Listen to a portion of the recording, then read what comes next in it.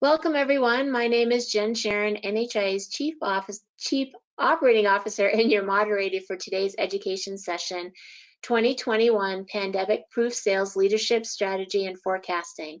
Today's program is generously sponsored by NHIA member Playmaker Health. Playmaker Health is a post-acute growth platform and mobile CRM for HME and infusion providers. The platform combines the most current and comprehensive claims data with sales analytics, delivering the visibility and intelligence infusion organizations need to accelerate sales and market share. We truly appreciate Playmaker's support for the home infusion industry and this continuing education programming. Just a couple of housekeeping reminders. The presentation is available for download from the handout section of the navigation pane. The webinar is being recorded, and a link to the recording will be emailed to you following the conclusion of the webinar and will also be available via NHIA's website within the next 24 hours. In order to receive CE, please follow the link in the follow-up email and answer a short quiz. Following the presentation, we will have time to answer your questions. Please submit your questions via the question tab at any time during the presentation. In addition, Ty will be using the polling. Please feel free as we launch the polls to give us your feedback. It always is great to hear what everybody's doing. All right, now on to our presentation. Joining us today to share his expertise is Ty Bello, CEO of Team at Work. Ty has over 30 years of HME, CRT, and infusion business optimization experience as a sales professional, leader, and coach. Ty coaches owners, leaders, and team members to raise the bar in business performance. Ty, it's always a pleasure to learn from you, and I know you have a lot of great information to cover, so let's get started. Awesome. Jen, thank you so very much. Everybody, welcome. Hope you all had a great Thanksgiving, and hopefully you're looking forward to this holiday season that we find ourselves in now as well.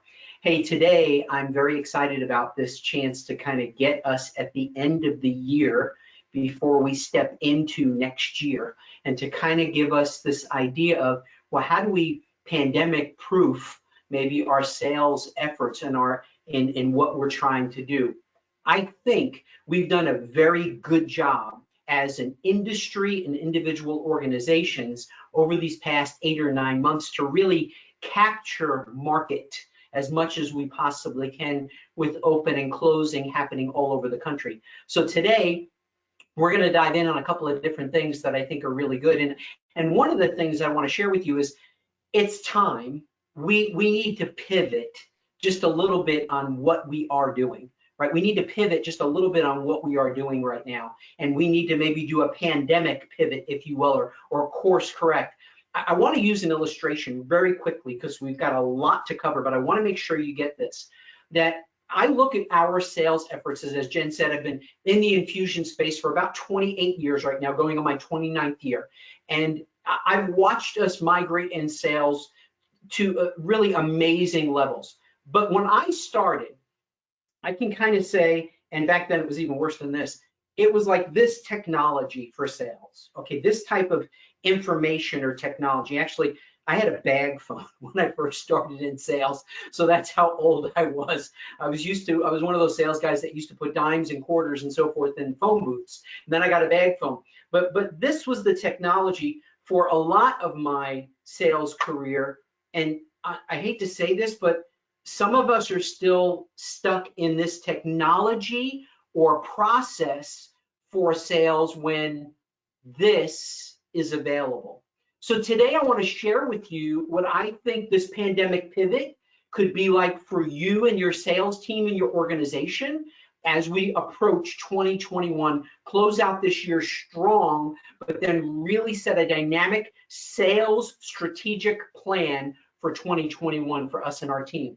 Here are a couple of the learning objectives. I don't read everything on there, but we want to enable and empower smart prospecting, obviously. We're going to do a quick review of 2021 sales plan, what that looked like, building sales urgency with your team. I think that's very important. And then the predictive analysis, if you will, the predictive analysis, or what differentiates us and drive results out in the marketplace. So here's the first polling question. As Jen said, please participate. All of you that are on board today, we'd love to hear your input. So here's the question. Have you reviewed your sales revenue and referral trend by product or service broken down by sales professional for 2020 yet? Yes, no, or in the process? And I'm going to let Jen, she always manages this really well for me and kind of gives me an update as to where we're at with this. So take some time. Yes, no, or in the process? Yep. Okay. We're just going to let another second or two go by, but Ty, I think you're going to be really happy with the response here. So let me close the poll and share the results. 60% have said yes. We only have 15% who have said no, and 25% who are in the process. Okay, hey, that's great. Even the no's, that's really, really good. I don't know what happened, Jim, but my camera came up on the middle of the PowerPoint. I'm gonna move this around. Folks, I apologize. It's just a minor, and I do mean that, minor glitch. We'll get that out of the way. There that is. Let me see if I can move this one over too. Hang on one second. And from our perspective, Ty, it actually didn't change at all. So and I got it on, well, I got it on my main monitor, so I wouldn't be able to see what's going on the slides, and that would not have been good for me. There we go, much better, great. Yeah, I don't like looking at myself. So 60%, yes, awesome. 40% was it no?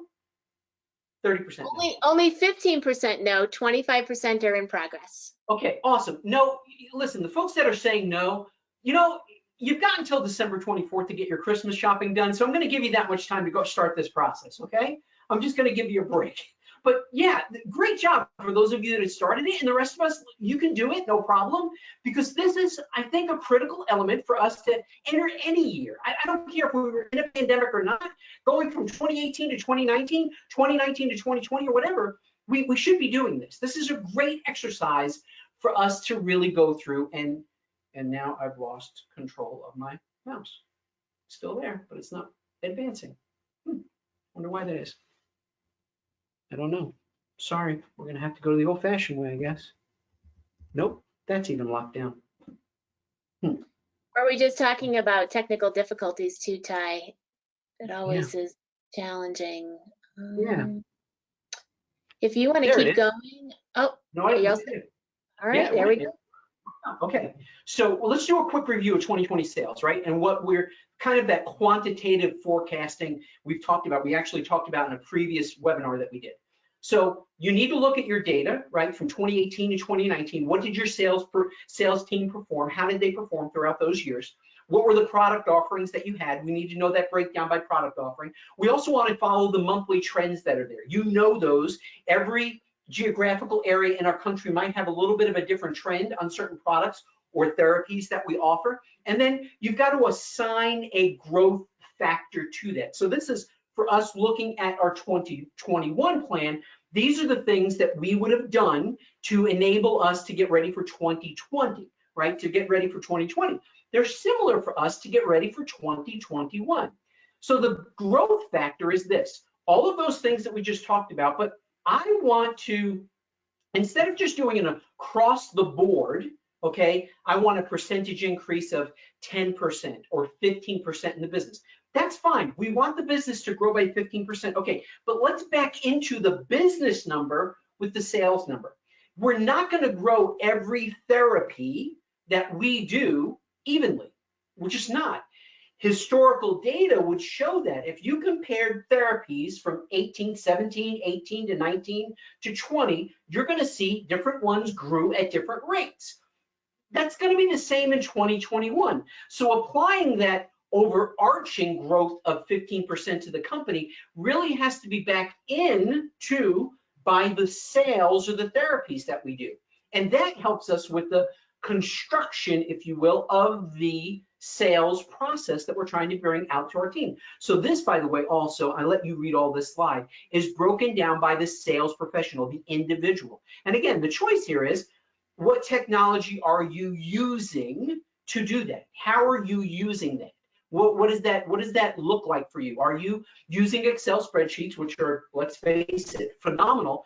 And are you using data and opportunity to show you what's out there in the marketplace as well? Those are good things. Here's an example of like what a CRM would bring to you, okay? Some reports inside of some of your ERPs would allow this as well, but a CRM really brings this to light, and that is you're able to look at the different types of orders that have come in, like classifications. over a period of time, 90 days, 30 days, 60 days, or whatever. This is helpful to look at for us as a business, but it's also helpful for us to look at the individual sales rep to see who's performing above, below, equal to the goals that we set for them. So another way that these tools have migrated. Now, order by date, very important. I, as a sales professional myself, I want to know where I'm at all the time. I just do. And what if you've got multiple locations? How is that broken down? This is what I find. Multiple locations that are not on a comprehensive ERP that has a CRM matched with it, it's very, very hard to extrapolate that data by the branches. In some cases, not every case, but in my scenarios with them, it's been that way. And then what the product code might be that we're using, or the therapy code. So all of this broken down helps me set the table for 2021, and then helps me review what's going on in 2021 as well with my team. So without a sense of urgency, desire loses its value. Jim Rohn, great sales coach, sales mentor, sales leader, sales speaker, phenomenal guy. Read everything that you can on this guy if you're in sales. He's phenomenal. So here's our second polling question. Is your team, and if you're a salesperson, are you, as a salesperson, do you have a sense of urgency? Simple answer, yes or no. Do you have a sense of urgency? Yes or no? Pretty simple. It's a pretty simple question. All right, Ty. Yeah, those people are jumping right on. As we know, the second poll gets everybody's all ready to answer that question. So I'll give them a second here. And as you can imagine, I'm going to guess you know the answer to this, but let me share the results. 89% do have sales urgency, yes, and 11% is no. Okay. So we've got to engage our team, the 11%ers. We've got to engage them in a way that they see sales urgency. I will tell you this, and the rest of you that do have urgency, great job. You probably have a good structure and a good plan that was in place for 2020. Now, grant you, the pandemic caused us to pivot just a little bit. That's okay. But I really believe that a sales strategic plan moving into this new era that we're in right now, I really believe that that will help put that sense of urgency in front of your sales team. Here's one thing. If we do everything I just said on the previous slides, and we build our strategy based on therapy, based on previous years and what we've seen trends and growth, and we assign a growth factor to that, that instills sales urgency with your team. If you share that and coach them through that week over week, month over month, quarter over quarter, till we hit December of 2021 next year. You're going to see that in this presentation here in just the next couple of minutes. So here's some things of how to build that sales sense of urgency. I kind of spelled some of those out in there.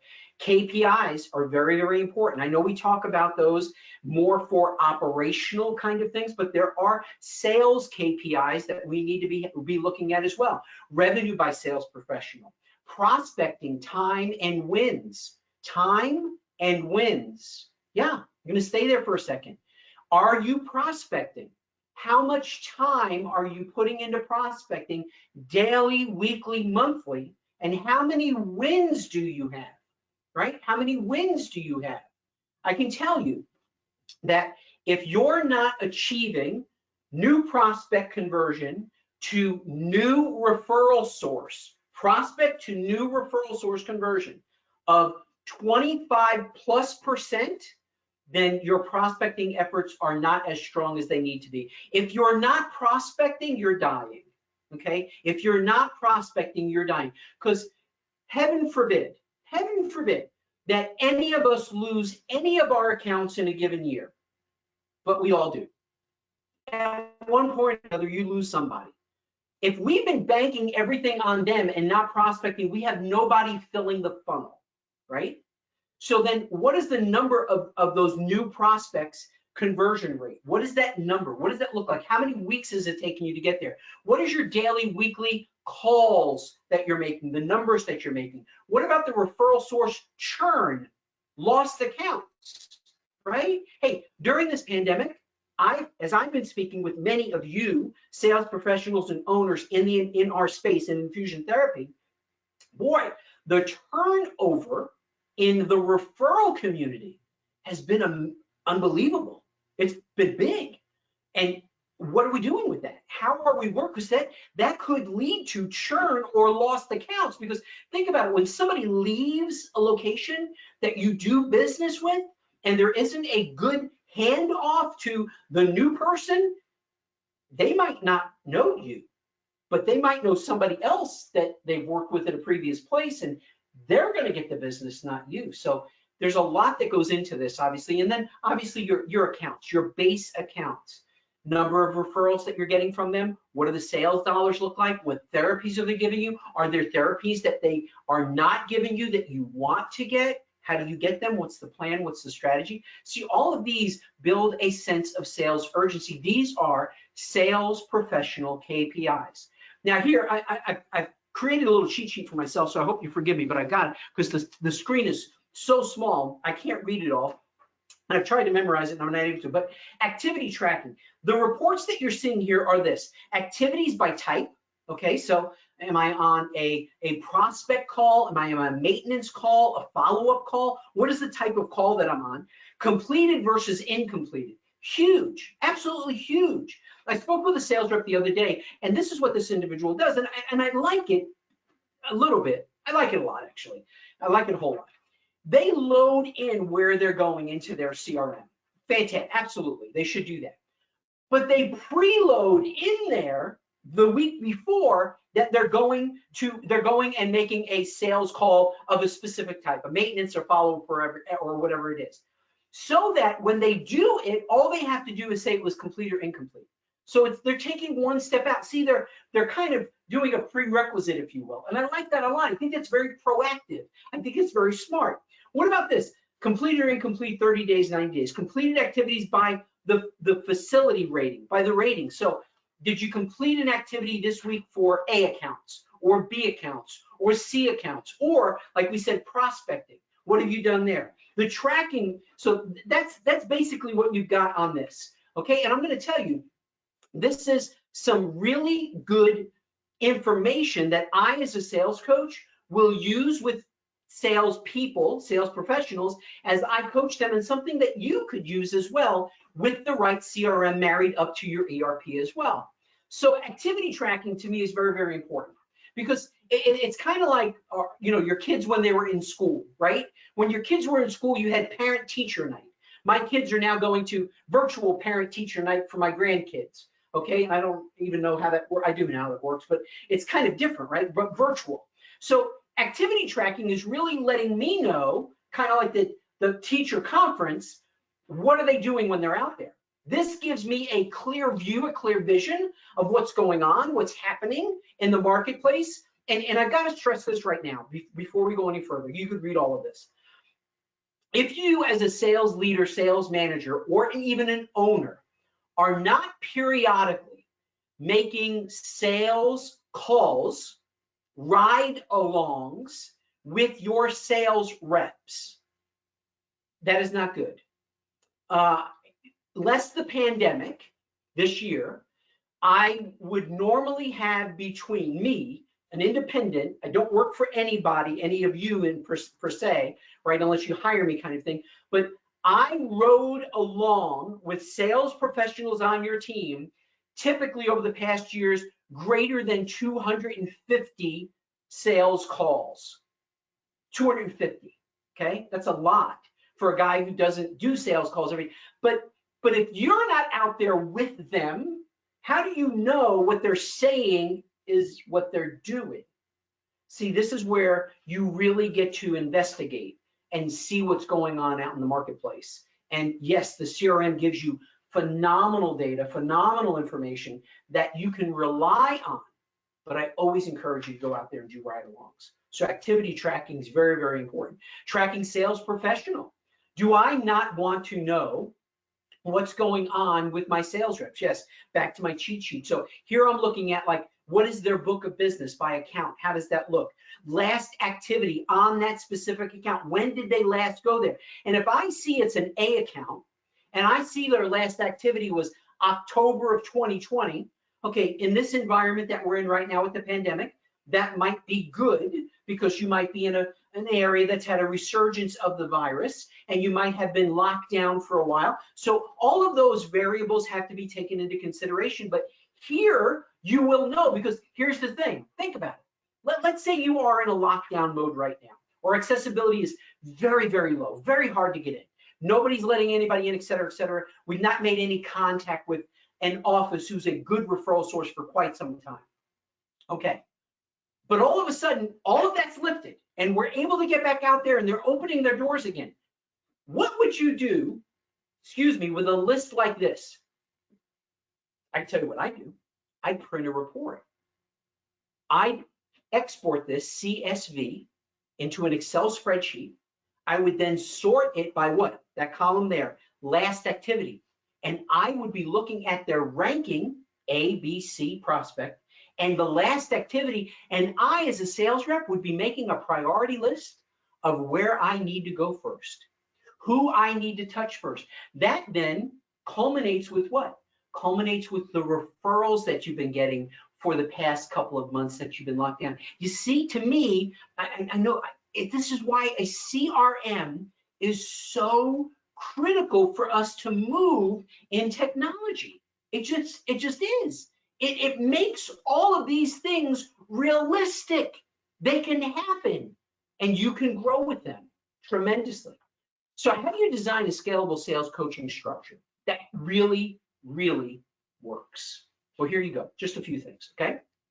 First of all, coaching meetings with your team. Let's look at each column. I've gone over this before in another webinar that I've done for NHIA, but I want to go over this because I really feel that this is where some sales leaders and managers and some owners might not have a clear view of what to do. So let's look at each of the columns. Coaching meeting, what are those? Well, huddles with your team, one-on-one coaching, halftime, then ride along, see I've got them in there, team meetings with the group, and then one-on-one team, the combine. We're gonna go over all of that.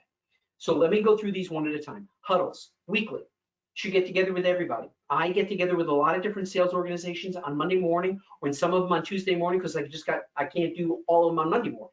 And we talk about what's going on this week, what went on last week. Do you have anything important this week that we should all know about? And then I end the meetings always, what can I do to help you clear the path so that this week will be productive and not just active, right? Motivate them. We go over numbers just a little bit, see where we're at, what's going on, all of the above, right? All of the above. Now, one-on-one coaching, yes, every month I have one-on-one meetings with every sales representative that I get the privilege and honor to work with. And there we go over their numbers, we go over things that they're working on, we look at historical data, we look at the accounts that they're trying to penetrate, new prospects that they're trying to work on. Then at halftime, on one of those huddle meetings, we use that as a halftime report. We go back and look at our month. So it's about the end of week 2, so the beginning of week 3. Where are we at in accordance with the strategic plan? Are we on track to hit it? Now, excuse me, all of you know that every month is not the same.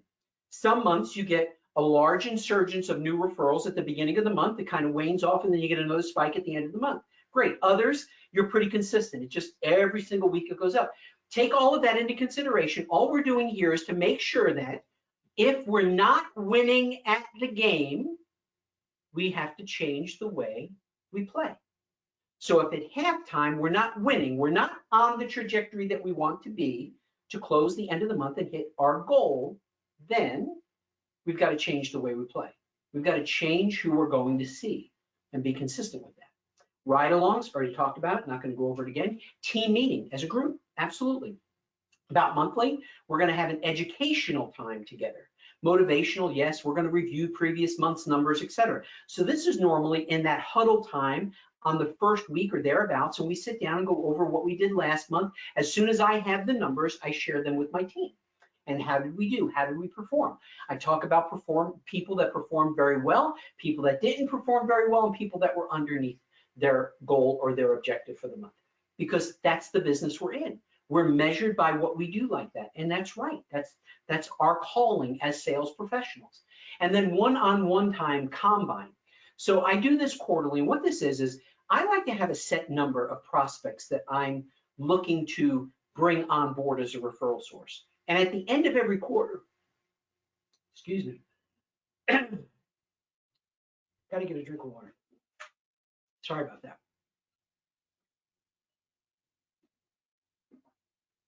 It's dry, obviously around here, so it's dry in my throat. At the end of every quarter, I want to review that. I want to review all those prospects that I said I was going to try to go after with my leader or with my manager. And we're going to collectively discuss, how did we do? Did we grow? Did we not grow? Who should we continue to focus on? What strategy should I use or change in order to maybe get them on board? Because after 90 days, I have not been able to get them on board. So what do I need to do? And also, which ones do we need to drop or trade? That's why I call it a combine. It's kind of like the college athletes all in that combine trying out to see if we're going to draft them or not, right? So I want to know, am I keeping them or not? Get them off the team.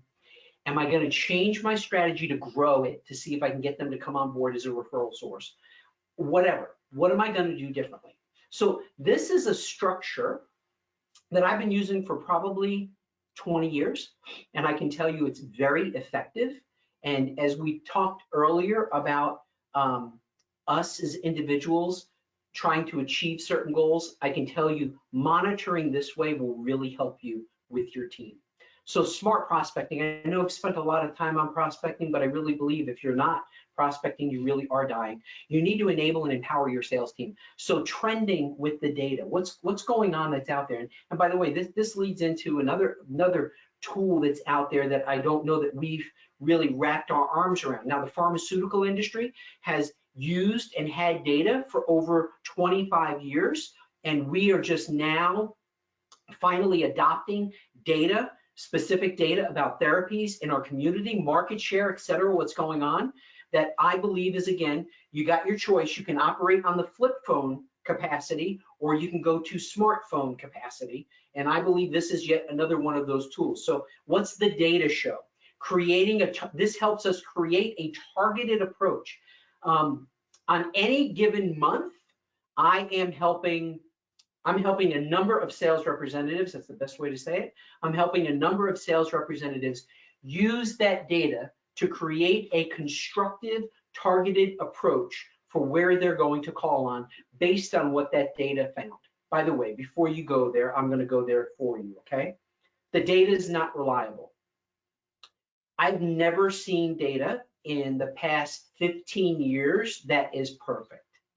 And we probably will in our lifetime, but I've never seen it. But the data is better than speculative market share guessing, just is. And it really is relevant. And it's all on how you use it. It's an investment, and then it's all on how you use it. And see, what happens here is now I'm prospecting the right prospects. Now I'm converting the right referrals. I know who has the referrals, and I'm going after those accounts. Instead of, I can kind of guess where they're coming from. I don't need to guess. So polling question. Currently, we have a prospecting strategy for our sales team, and it's being executed.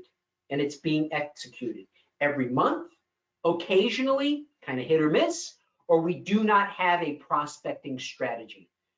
I'm very hopeful on this, very, very hopeful, for as much time as what we put in prospecting here today. Great, Ty. Thank you so much for the information so far. Yeah, get some more water so I don't choke again. Yeah. All right. Just give people another minute or two. Looking a little bit split.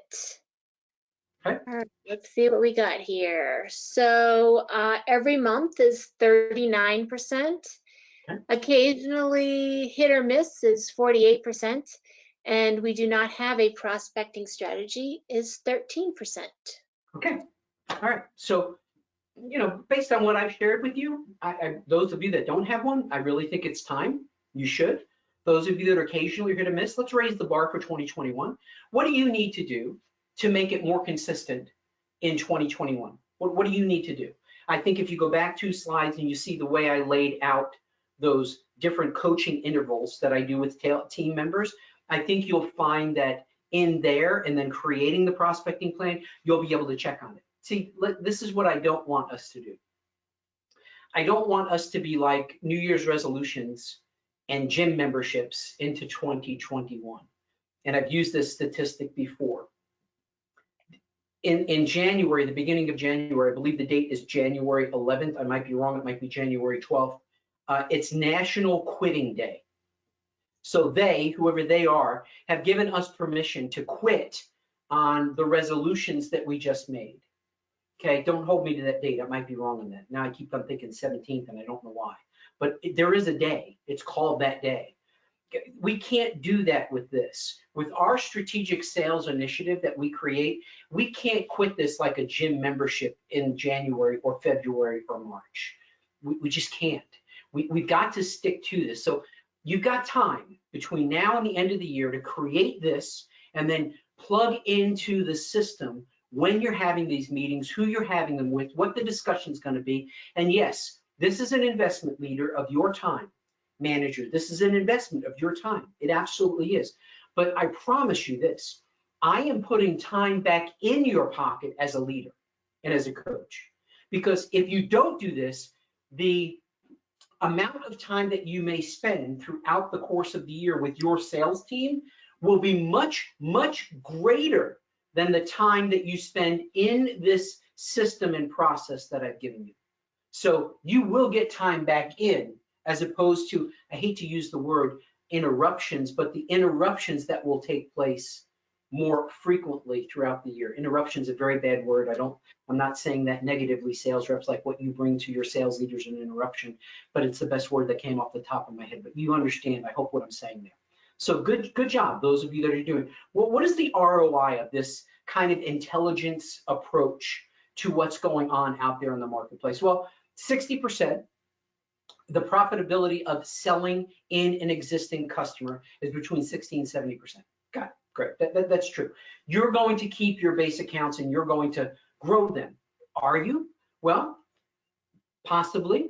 Do you have a plan for that? See, not just prospecting, but I want to look at my C accounts and my B accounts, and I want to look at my A accounts. Am I getting everything I can out of that A account? Is there a little bit more? Well, few things. The data is going to tell me whether or not I am. Okay, it's going to. My B and C's, I'm going to see that in the data as well, and or I'm going to realize based on previous years that they've gone down or they went up. And yes, I've got to put the asterisk in there. 2020 pandemic. What did that do to their business throughout the year? All of the above. So we need to have a plan for our A, B's, and C's and our prospects as well. And then 5 to 20%, the probability of selling to a new prospect is as little as 5 to 20%.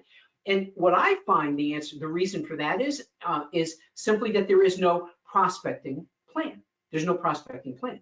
With a prospecting plan, again, I will tell you that will rise to 25. By the way, for the majority of people, it's the lower end of this 5 to 20%.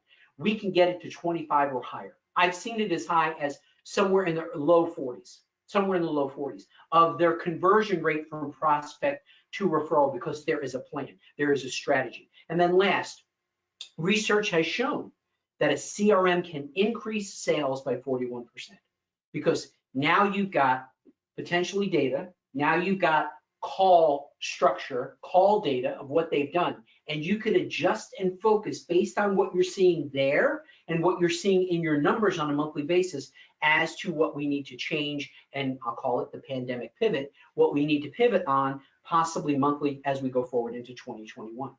So this is the next piece that I think is really important as well, and this is yet another one of those pieces that with data, it will be able to show you where these offices are at.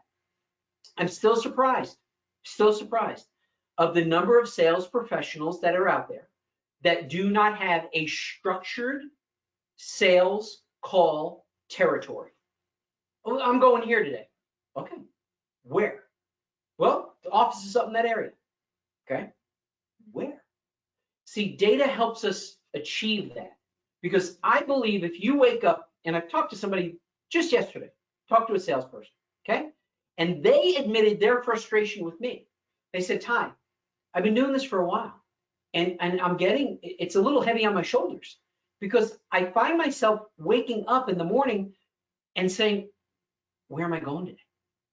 Sales rep, if that's what you're doing, that's not good. We need to know where we're going 2, 3, 4 weeks out in advance. Really, data can help us with that. Aside from pointing us in the direction of the right places to call on, I will venture to say, I, as a sales representative myself, made calls on places that if I had data, I should not have called on. Should not have called on. Absolutely. Absolutely. No question about it. When you bring data into the mix and you share that with your sales team and you say, you've been calling on this account a lot. Let's see what the data says. Oh, they're fairly low on the percentile of the number of referrals that they do for this specific code, but yet you've been calling on them. Did you know that? No, I thought they had a lot. Doesn't look like it. Now let's strategize. I'm going to rely on the data, but I'm always going to ask questions. Let's go and have a conversation and find out what they really do. I've been in those meetings and we found out that they don't do that. That data is correct. Okay. This is where data can help us with trending in the market. So this is that technology to me that is just better together. It just is. It fits, because in a good CRM with good data, I now have tools as a sales professional that should enable me to grow. I'm going to use the word significant market share, because I'm very focused and targeted, and I've got a plan, and I'm able to review what my execution process has been, what are the risk rewards, what are my rewards of that, and how has it gone. I really believe that. So the other thing, I said this earlier, is the creating of the targeted approach. I really like, I like the prospecting approach and having a specific number of targets that we're going after, and then the targeted approach of the A's, the B's, and the C's of how we're going to grow them. What therapies are we doing today? What therapies do we want to do tomorrow? And this is where CRM will be able to help you. Market visibility, yes, this is just a sample of what the market data could look like that you might decide to acquire or purchase. But what I like about it is this here is showing you, and we blanked out the names on this on the right hand side. It's showing you the percentage of referrals that are being given out by that facility or that organization in that marketplace. Okay, so this really will help you focus on those top performers that are in the market as well. And then we convert those right referrals by the percentages, right? So if they're a 10 or a 9 or an 8 or a 7, we have a higher chance of getting business there, unless they're in a deeper relationship, referral relationship with somebody. But I'm going to target some of those, not all of them. I'm going to target some of those, and that goes into another whole side of the analysis process of what you need to do. So technology, the ROI is simple, right? Kind of. It's there's one choice, or here's the new choice. How are we going to approach 2021? You know, growth of prospecting accounts, 1,000 additional physicians. Well, that's obviously a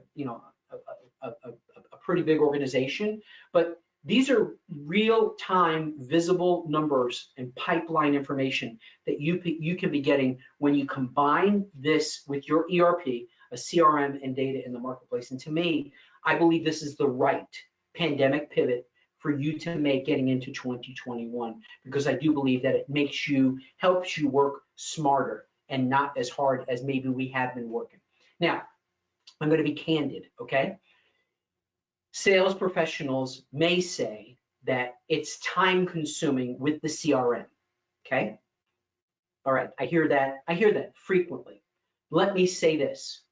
No, it's not. No, it's not. And here's why. 7 or 8 years ago, CRMs were not available on this little device or a tablet.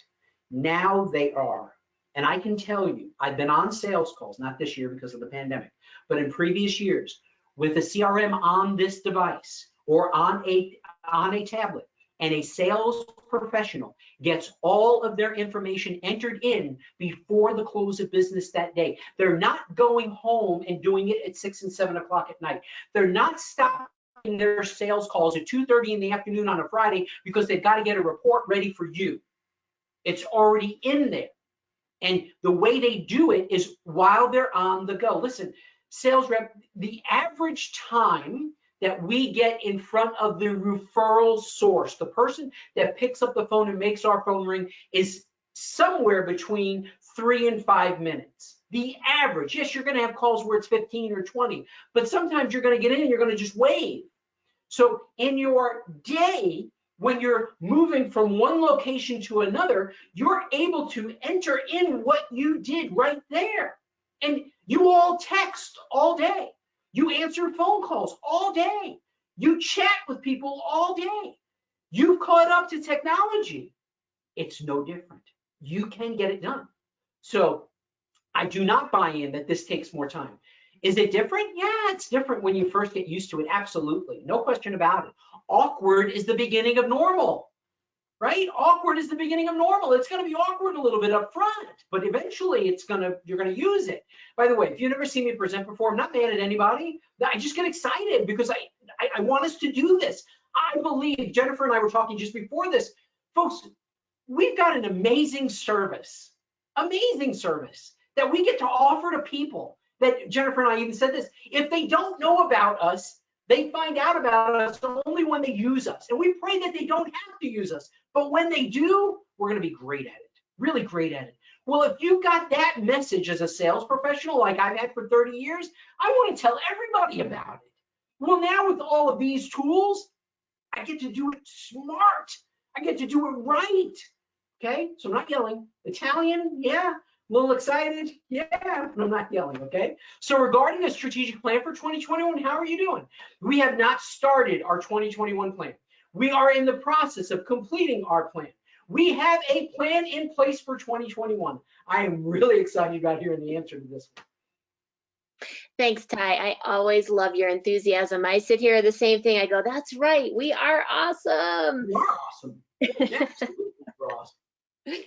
As an industry, there's so much passion in what we do. You know, I think I've done a lot of different types of careers in nursing. It's been a blessing, but I've never seen the passion in any industry until I came and worked in home infusion. And that's really why I stayed. And that's why I think a lot of people stayed too. So I'm glad to see your passion matches what I see in our industry. All right, let me close this poll here and share the results. 17% have not started their plan. 79% they're in the process of completing their plan, and we have 4% who have a plan in place. Okay, I'm here to encourage you. We have started the plan. We have not started it. We got time. Let's do it. Let's not get into 2020. I know we're busy, right? I know, right? How do you do this? Let me give you this little tidbit.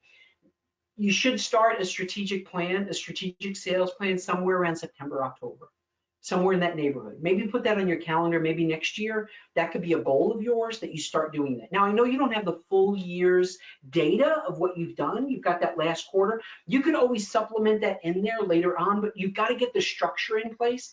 I always joke with people and say, hey, when pumpkin spice latte hits the market, that's when you should start thinking about your strategic plan. And that's usually October, but this year, because of the pandemic, they brought it out in September. So that's kind of a little bit of a joke, but you've got time. You really do. You've got time. I know it's the 9th, but you've got time to just take some time and start getting this laid out. Those of you that are in the process of completing, good job. Those of you that have, fantastic. Now it's about some of the things we talked about earlier. It's the execution side, right? It's the execution. Got all this great information. Now we got to apply it, right? Now we got to get it done. How do we get that done?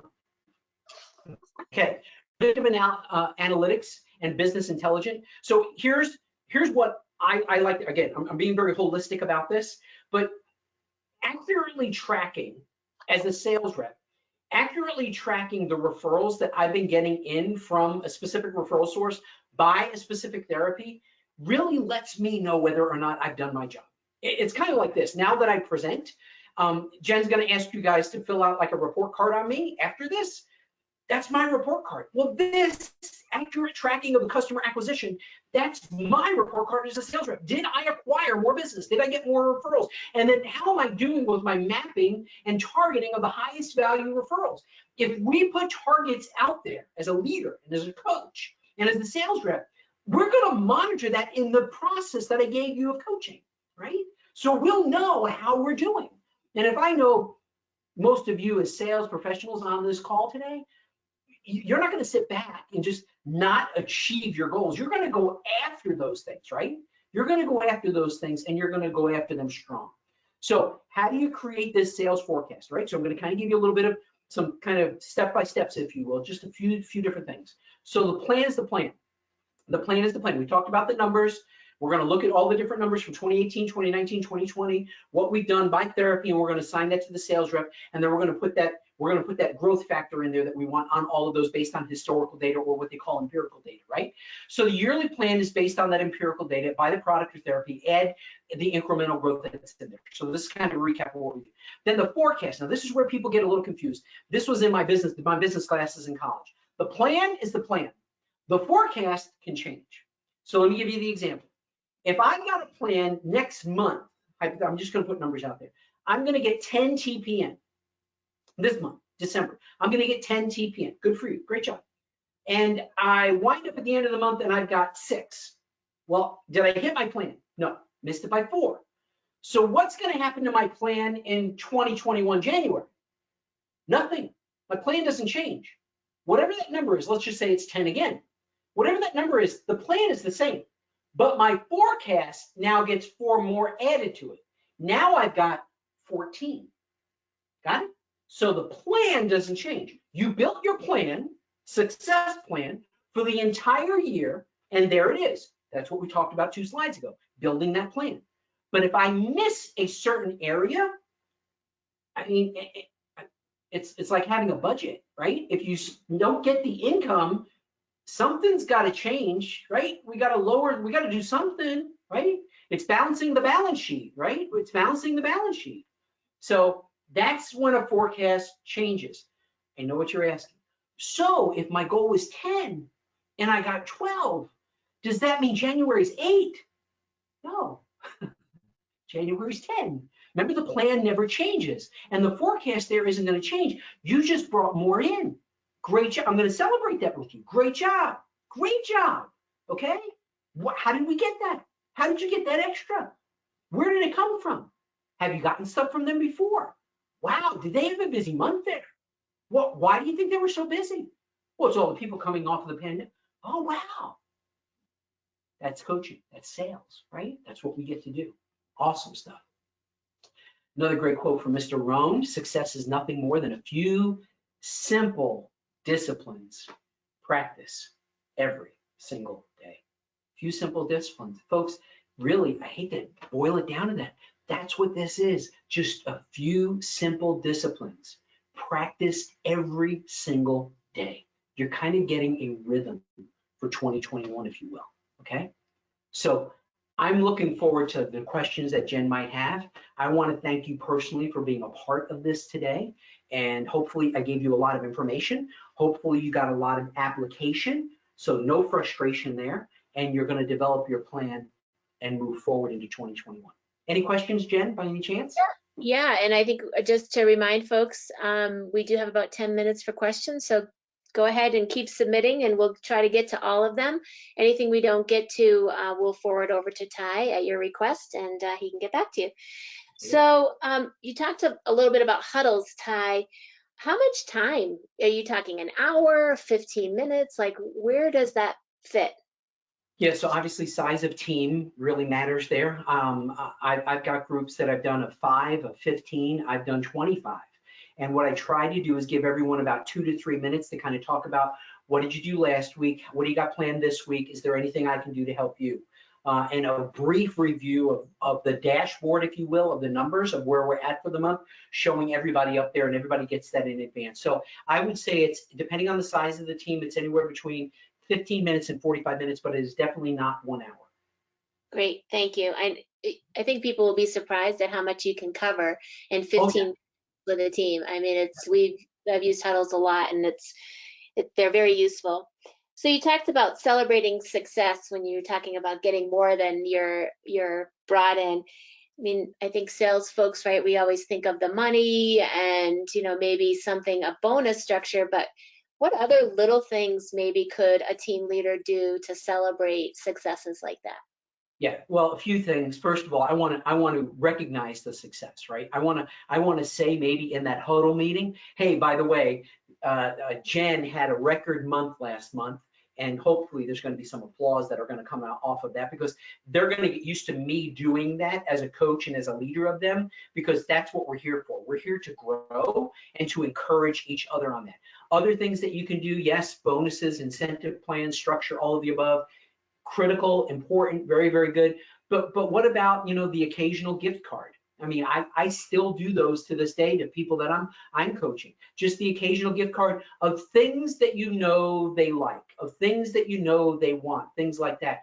And if they achieve certain things, maybe it's a little bit more of a bigger type of an incentive, or not necessarily incentive, but maybe it's a dinner. Maybe it's a dinner out with them. With them and their spouse or significant other, something along those lines. But anything to celebrate them is really important. Great, I totally agree. And I guess by nature, sales professionals can be competitive, right? So is there value to putting competitions in place maybe for some folks?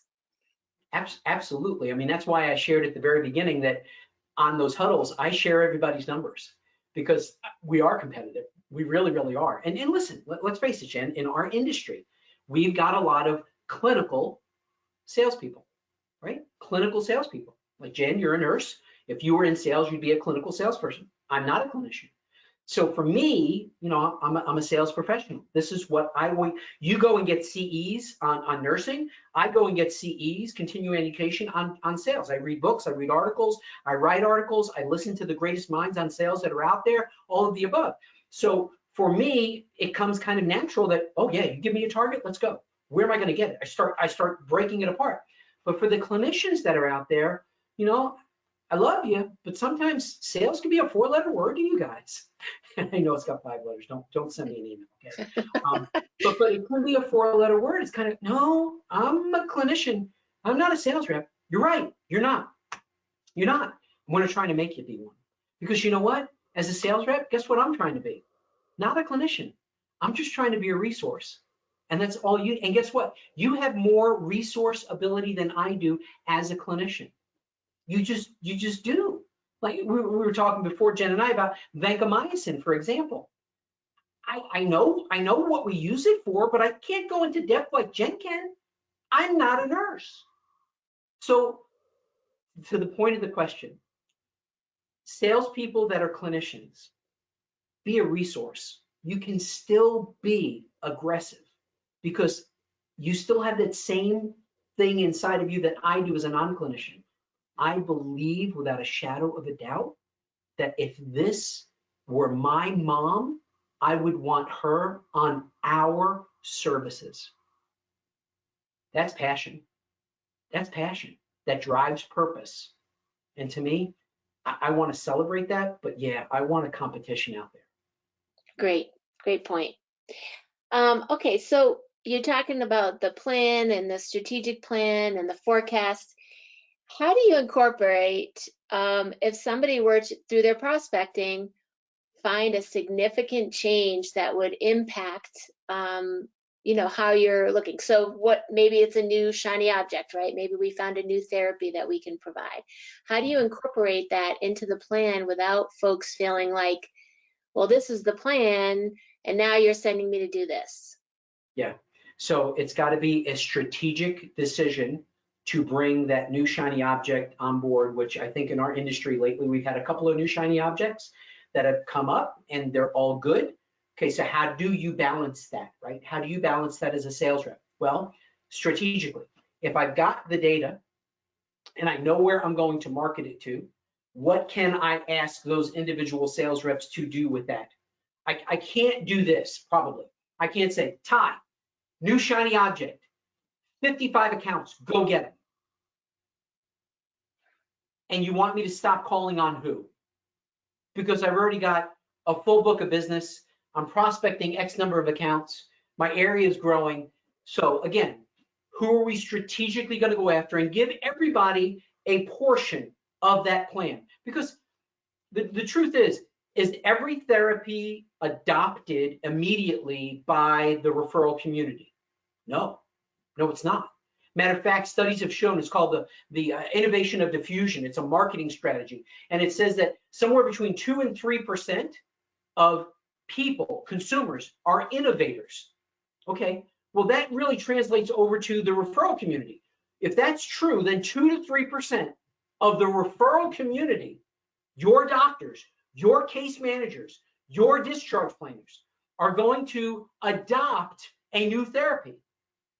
So if it's a therapy for neurology and you've got 100 neurologists in your area, 2, maybe 3. The stats might be off, you might get 5. But it's been my experience, it's not that many. So strategically, divvy it out as much as you possibly can. Let's see if it really is an opportunity for us in our marketplace. And then let's go after it from there. And you might have to consider, do I specialize in this for a period of time? Do I move somebody out of their territory and specialize in this and go out and really kind of circle around the entire, our geographical area and see what we can grow out of it? All of those things have got to be put on the table. Great point, Ty. So that was looks like our last question for today. I want to, many thanks to Ty and to Playmaker Health for their generous sponsorship of this program. If we didn't get to your question today, I will just send you a note, make sure that you're okay with us sending that over to Ty for him to follow up. And just a reminder, as you close the program today, there'll be a short survey of the program will pop up. And we especially want to hear of other ideas or topics specific to sales, business development, or strategy that might be important to your group, as well as you're able to put your name in if you'd like Playmaker Health to contact you. So again, we thank everyone for taking the time today. I know it's extremely busy out there. And we thank our providers and suppliers who are working so hard on the front lines to keep our patients safely at home. Thank you again all. Stay safe and enjoy your day. See you.